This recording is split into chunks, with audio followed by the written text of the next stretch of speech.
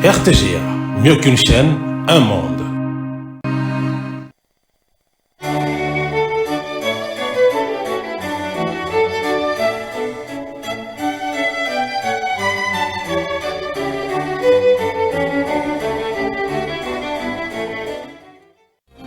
Ce journal vous est offert par Tango Protection.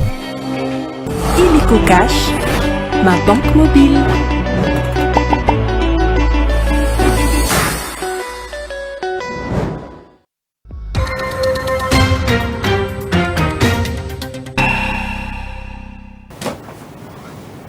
Mesdames, Messieurs, bonsoir. Bienvenue dans cette grande édition du journal sur la RTGA. Donc voici le sommaire. Le rapport d'experts des Nations Unies charge davantage le Rwanda dans l'exploitation frauduleuse du coltan en République démocratique du Congo. 150 tonnes de ces minéraux sont exportées en provenance des Rouboya chaque mois. Le même rapport témoigne de la présence des 4000 militaires rwandais sur le sol congolais. Les avenues Kasavubu et Commerce à Kinshasa sont en train d'être assainies. Pour y arriver, l'autorité urbaine a décidé de détruire les étalages informels qui créent le désordre sur la chaussée.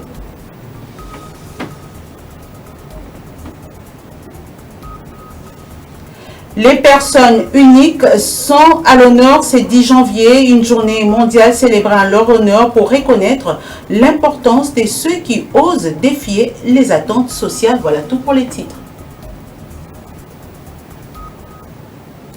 Merci d'avoir choisi la RTGA pour vous informer l'évolution des opérations de défense de la patrie sur le front militaire et diplomatique. Le sujet a constitué le menu du briefing presse co-animé le jeudi 9 janvier 2025 à la RTNC par le ministre de la Communication et Médias, Patrick Mouyaya, la ministre d'État aux Affaires étrangères, Coopération internationale et francophonie, Thérèse Kayi-Kwamba, ainsi que le porte-parole militaire des FARDC, le général-major Sylvain Ekende. Ils ont également évoqué le rapport d'experts des Nations Unies qui accable le Rwanda qui a fait exporter frauduleusement 150 tonnes de coltan en provenance des Rouboya. Le compte rendu avec Jacques-Olivier Mouloubandope.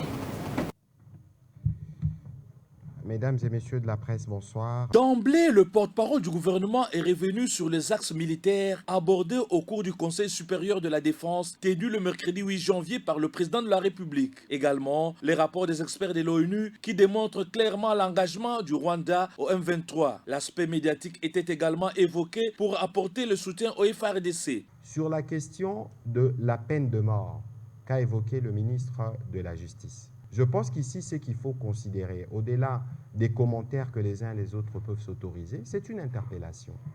C'est une interpellation qui ne concerne pas que le professionnel des médias, c'est une interpellation qui concerne à la fois les militaires et d'autres personnes qui sont sujets ou qui peuvent être utilisés comme de canaux pour passer des messages de l'ennemi. Nous avons l'obligation, nous, de protéger notre opinion sur ce qui peut la détruire, surtout par rapport à cette guerre qui nous endeuille, qui a fait des millions de déplacés. D'après le porte-parole des forces armées de la République démocratique du Congo, le général-major Sylvain Ekenge, les forces loyalistes se portent bien. Les forces loyalistes se comportent très bien sur le terrain. Elles ont bien évolué hier et elles occupent la totalité de la cité de Ngungu et de l'ensemble des positions environnantes. Du côté de Massissi, les combats continuent sur l'axe Saké. Nos hommes ont réussi à déloger les terroristes de leur position sur les hauteurs de cette cité. Nous rassurons le peuple congolais de la détermination sans faille des forces armées de la République à mettre un terme à cette agression qui a trop duré. Elle a trop duré 30 ans, c'est beaucoup et ça suffit. Pour sa part, la ministre d'État, ministre des Affaires étrangères, Coopération internationale et francophonie, Thérèse Kayi-Kwamba Wagner, est revenue sur le combat mené sur le front diplomatique. Elle a rappelé la descente aux enfers du Rwanda depuis le mois de décembre 2024, lors du Conseil de sécurité où les États-Unis et la Grande-Bretagne ont fustigé la présence publique du Rwanda sur le sol congolais. D'après elle, plusieurs pays dont le facilitateur angolais sont sortis de leur silence pour fustiger le comportement du Rwanda. La patronne de la diplomatie congolaise a souligné que le rapport des experts de l'ONU révèle la présence de près de 4000 soldats rwandais sur le sol congolais. Le rapport du groupe d'experts qui fait plus de 162 pages, parle d'environ 150 tonnes de coltan qui ont été exportées frauduleusement vers le Rwanda, 150 tonnes. À Roubaïa, plus de 10 000 personnes qui travaillent dans l'extraction artisanale sous une administration imposée par la coalition justement des RDF et du M23. Et cette coalition qui prélève des taxes allant jusqu'à 7 $ par kilogramme de coltan ou 4 $ par kilogramme sur l'étain, générant au moins 800 000 $ par mois. Ce rapport, qui est extrêmement accablant pour le Rwanda, démontre à juste titre l'intention de ce pays qui n'est rien d'autre que le pillage des ressources minières de la République démocratique du Congo. Interrogé sur le propos récurrent du chef d'état-major général ougandais et fils du président Museveni qui veut voir la RDC négocier avec le M23, la patronne de la diplomatie congolaise est formelle. L'Ouganda doit des explications plausibles et non bureaucratiques à la République démocratique du Congo. Les pays de Museveni doivent clarifier sa position de peur d'arriver à une réqualification de ses vieilles relations avec la RDC. Ces propos ont été recueillis une fois de plus par Jacques-Olivier Moulubanto. Par rapport au général Muhoozi et ses déclarations qu'on peut qualifier d'inconsidérées, en effet, elles sont particulièrement préoccupantes, tenant compte de l'ambition que les deux pays partagent en termes de leur partenariat et en termes de leur amitié. Nous avons été très clairs avec nos homologues ougandais sur le caractère inacceptable de ces déclarations. Nous avons été aussi très clairs sur le fait que si ces déclarations continuaient et s'il n'y avait pas de clarification officielle et publique par les autorités ougandaises sur le degré auquel le général Muhoozi, à travers ses communications, engage le gouvernement ougandais, nous allions aussi devoir reconsidérer notre partenariat et nos relations. Donc je sais que certaines choses se font de manière très publique, il y en a d'autres qui se font de manière plus discrète. Soyez rassurés que nous suivons la question de très près et que nos partenaires ougandais sont vraiment informés sur le fait que nous avons exprimé à plusieurs reprises notre désapprobation et que nous n'allons pas hésiter d'en tirer les conséquences nécessaires.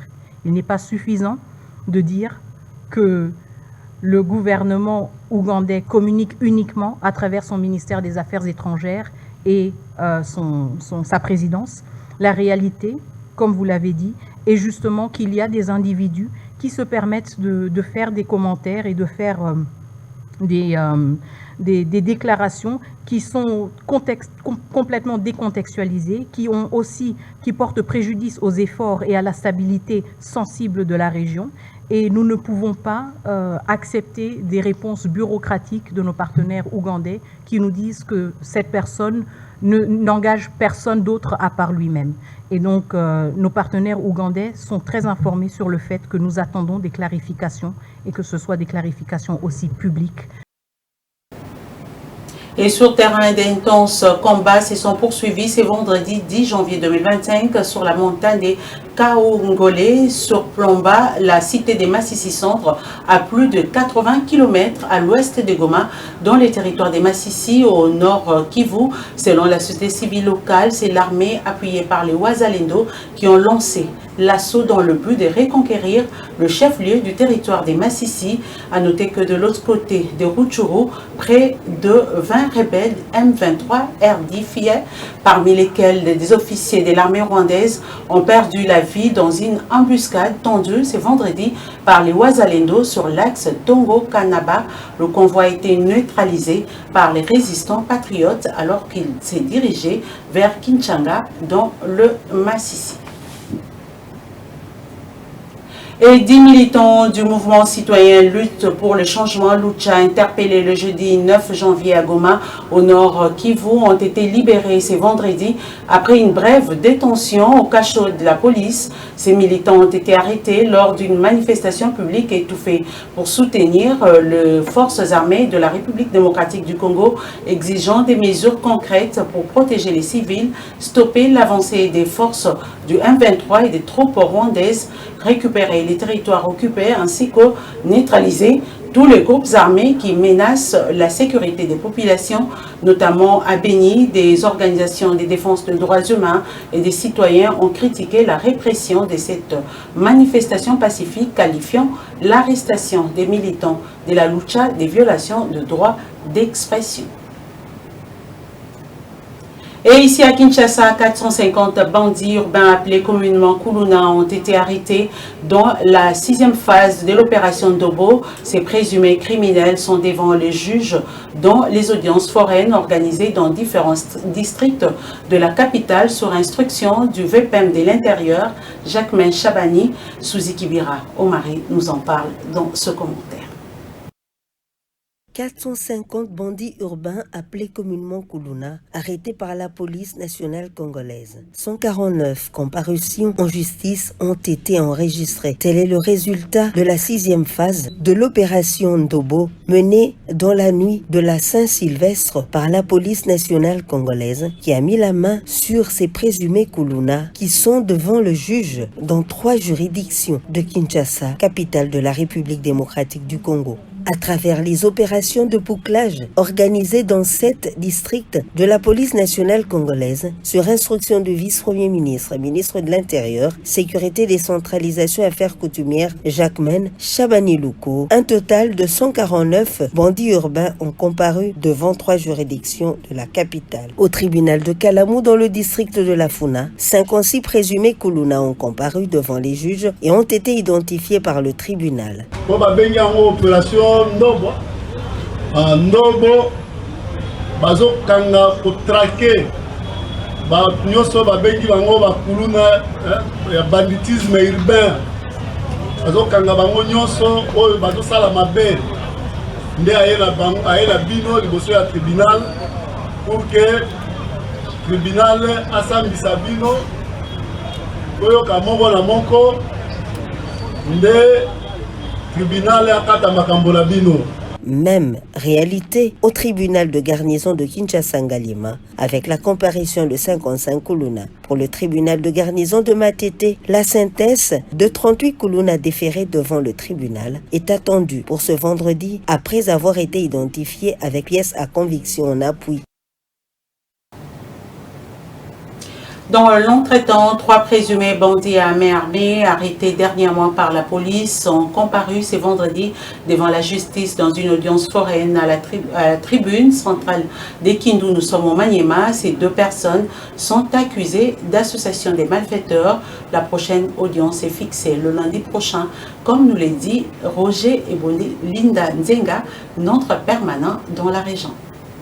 Plusieurs milliers de personnes habitent à la ville de Kindu et ses environs étaient ce vendredi 10 janvier 2025 à la tribune centrale de Kindu pour assister à l'audience publique organisée en foraine où 3 dossiers pour l'infraction d'association de malfaiteurs fixés par le parquet général après la cour d'appel du Maniema et un autre pour la même cause fixé par le parquet de grande instance de Kindu. Ces faits infractionnels sont commis dans les 48 heures passées par une ribambelle de délinquants arrêtés par la police car ils opéraient dans la nuit. À présence du gouverneur de province Moussa Kabankoubi Moïse et le ministre provincial en charge de la justice, Georges Kassongo, la population souhaite voir le détenu soit jugé et condamné en fonction de leur peine.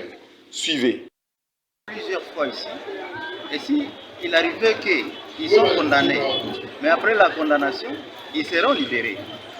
Ils seront acquittés. Une fois être acquittés et qu'ils restent encore ici, ils vont reprendre le même. On change les milieux de leurs arrestations. Qu'ils soient jugés, aussitôt être condamnés et transférés ailleurs, dans d'autres provinces. À son tour, Maître Emery Lukongo, avocat de son État, expert maison à la rédaction provinciale de la RTG à Maniema, fixe l'opinion sur l'exécution de la peine capitale qui vient d'être réactivée par le chef de l'État. Les malfaiteurs ou les présumés bandits qui sont aujourd'hui jugés au tribunal de grande instance de Kindu seront exécutés peut-être après leur condamnation qu'après l'appel où celui qui va accepter le jugement du tribunal de grande instance de Kindu, il ne fait pas appel et lorsque le jugement acquis l'autorité de la chose jugée, à ce moment-là, ils seront exécutés.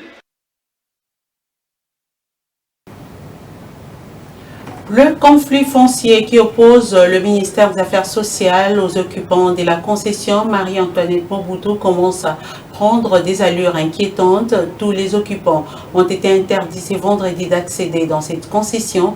Ils en appellent à l'intervention du chef de l'État pour les remettre dans leurs droits, car selon eux, ils ont tous les documents en bonne et due forme. Suivez. Nous sommes dans notre pays et nous sommes dans un état de droit. Nous avons des regrets de voir des choses qui se passent dans la concession de Maman Cessé. C'est une concession qui est reconnue au monde pour les enfants de Mobutu. Mais aujourd'hui, on nous dit que c'est une concession de l'État. On n'arrive pas à comprendre. Alors, il y a l'état de droit. Nous voulons qu'on puisse nous établir nos droits.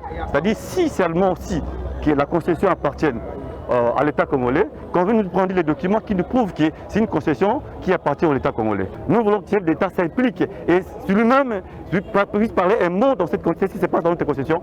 Concession éthique à la concession privée à Maman Antoinette, Bakadogo Obaya, ministère des Affaires sociales, et ils ont foutu à loyer à la fin du mois et pas la famille Mobutu, famille Maman Antoinette, et ils ont les preuves.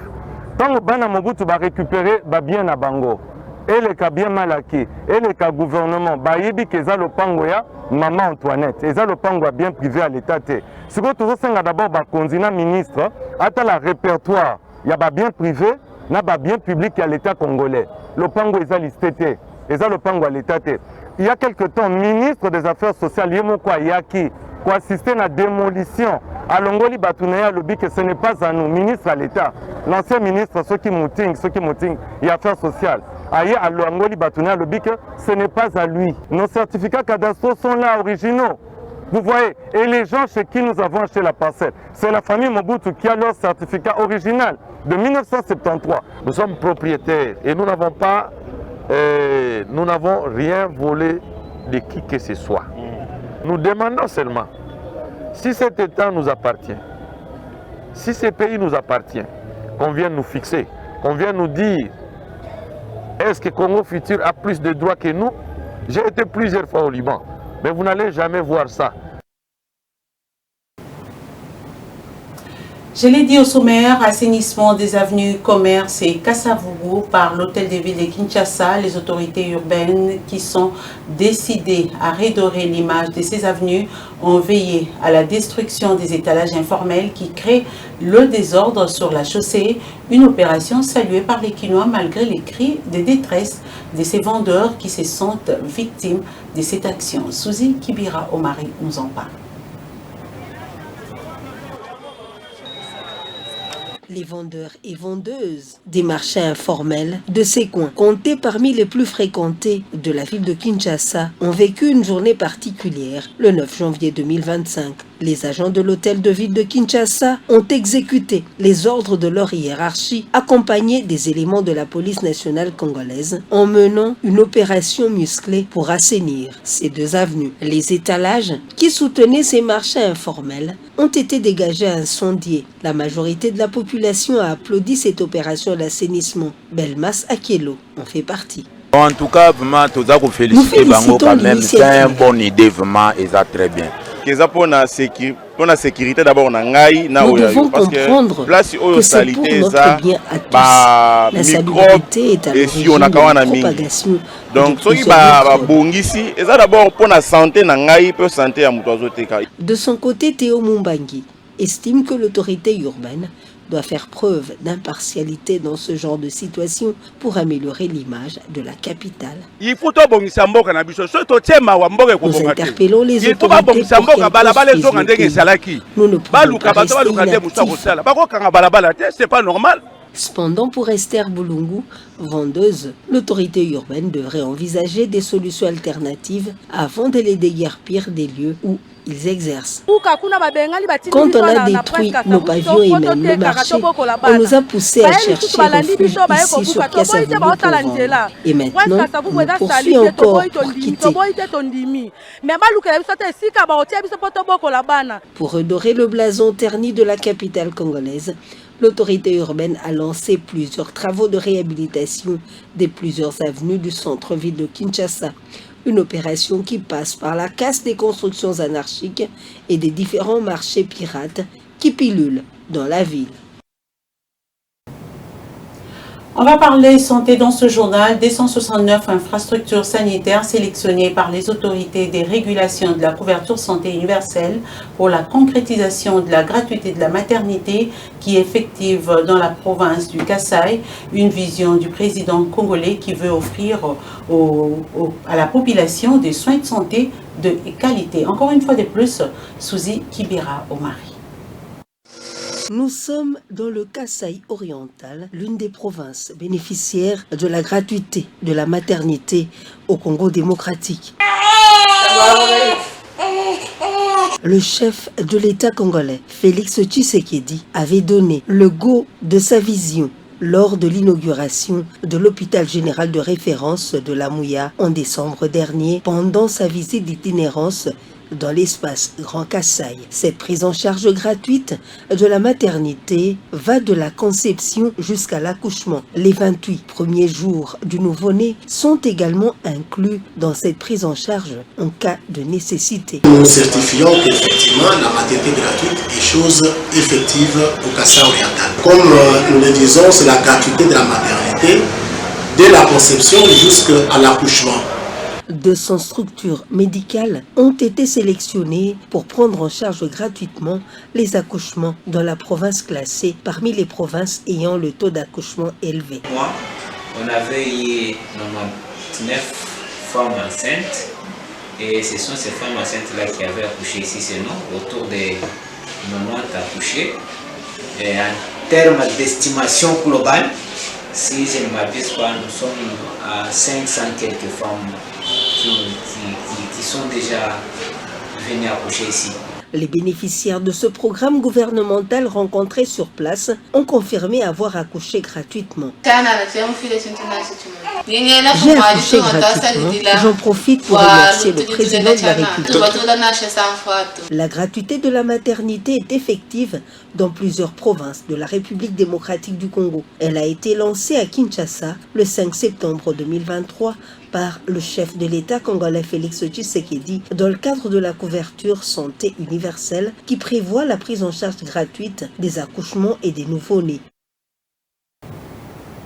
Voilà, on va quitter la province du Kasaï oriental pour parler de cette célébration. Les personnes uniques sont à l'honneur le 10 janvier de chaque année, une journée mondiale célébrée en vue de reconnaître l'importance de ceux qui osent défier les attentes sociales. En cette édition 2025, le grand public est sensibilisé sur la créativité et l'innovation qui découlent de la diversité. Regardez.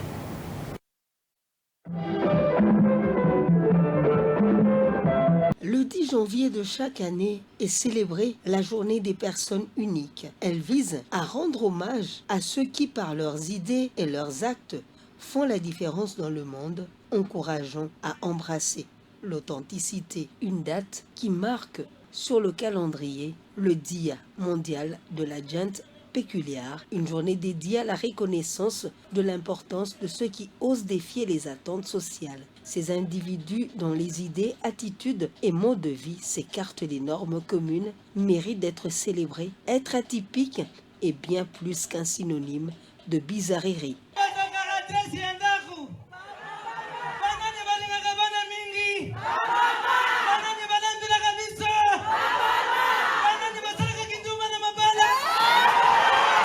Cela incarne l'authenticité, la créativité et le courage. Cette journée invite à réfléchir sur la richesse que procure la diversité et sur la manière dont la particularité peuvent nous propulser vers le progrès. Être atypique signifie avoir une perspective unique sur le monde. Ces personnes se contentent rarement de l'habituel et grâce à leur créativité et leur audace deviennent des agents de changement, poussant la société vers des nouveaux horizons. La Journée mondiale des personnes atypiques trouve son origine dans un acte de bravoure survenu au Royaume-Uni. Un Espagnol déguisé en Superman a interrompu une tentative de vol en pleine rue. Geste héroïque qui s'est rapidement propagé sur les réseaux sociaux, incitant quelqu'un à rendre hommage à toutes ces personnes qui, comme lui, n'hésitent pas à se démarquer par leur originalité. Ainsi est née cette journée qui célèbre ceux qui osent vivre en dehors des sentiers battus, défiant les normes pour suivre leur propre voix. Et ces communiqués nécrologiques avant de nous séparer, les familles Kabembo Muzungu ainsi que Megui Kabembo, journaliste à la RTGA, ont la profonde douleur de vous annoncer les décès de leur père, frère, oncle, Nikes Kabembo Bangani, décès survenu le mercredi 8 janvier 2025 à l'hôpital Saint-Joseph des suites d'une longue maladie. En attendant le programme d'inhumation, le recueillement se tient à sa résidence située sur l'avenue Kipata, numéro 63, dans la commune de Makala, au quartier Selo, référence maison communale de Makala. Place à présent au rappel des titres de ce journal. Le rapport d'experts des Nations Unies charge davantage le Rwanda dans l'exploitation frauduleuse du coltan en République démocratique du Congo. 150 tonnes de ces minéraux sont exportées en provenance des Rubaya. Chaque mois, le même rapport témoigne la présence des 4000 militaires rwandais sur le sol congolais. Les avenues Kasavubu et Commerce à Kinshasa sont en train d'être assainies. Pour y arriver, l'autorité urbaine a décidé de détruire les étalages informels qui créent le désordre sur la chaussée.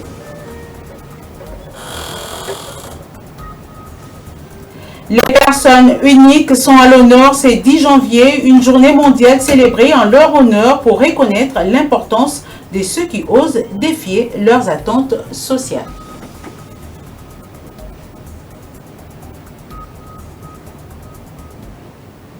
Voilà, ça n'est complètement fini avec cette grande édition du journal. Mesdames, Messieurs, merci à vous de nous avoir suivis. Restez branchés au programme de la RTG.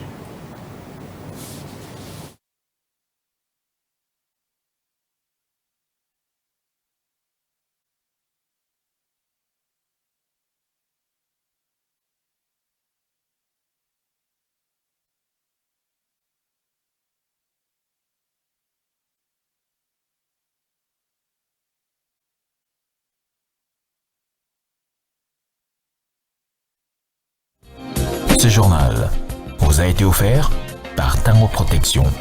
Illico Cash, ma banque mobile.